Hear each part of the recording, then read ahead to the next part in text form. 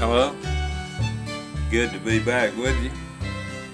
I wanted to talk a little bit this morning about going to the toilet on a freezing winter night. Now, we lived in an old house. It wasn't the worst and it wasn't the best either. And we had a lot of cracks in it. My bedroom was in the northwestern corner of the house, of the house. So a lot of times my room got really cold. So once I got under the sheets and got them warm and had a bunch of quilts on me, then I would love to stay there until I got ready to get up the next morning. Didn't want to get up and face that cold. But once in a while, a person will take a bad case of diarrhea. And it's a disaster when that coincides with one of the coldest days in the winter. Those kind of days that are called bark busters. And when the ice spews up out of the ground and you crunch on it in the morning with your feet. We don't have mornings like that very much anymore, but I'm sure there'll come some cold weather again. Well, you jump out of bed and pull your pants on real quick. Don't put any more clothes on than necessary because you want to get back to bed pretty soon. But pull on your old coat and head out across the yard. By the time you get to the toilet house, it's about 50 yards out there. You're pretty well cold already.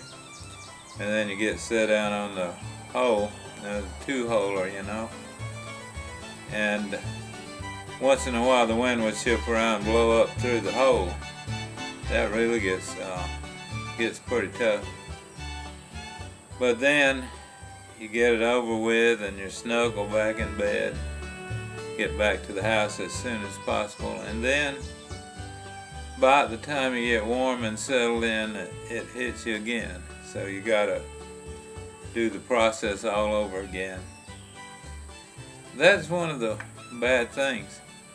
We didn't have a bathroom because there's no way to have one unless it was a primitive kind until I was about 7 years old. Well, actually, we didn't have one until I was a teenager. We had electricity. We got electricity when I was 7 years old. And there wasn't any way to have running water, so that eliminates mostly the bathroom. But we drew our water out of the well. So, about 17. And speaking of cold mornings, I can think of some mornings when I got up. I would get up to go hunting or sucker fishing when it would be frosty cold. And I couldn't really stand that very much nowadays, but back then I could. And go across the field, you could just pull a handful of ice off of every twig and stem that was growing up there because of the frost.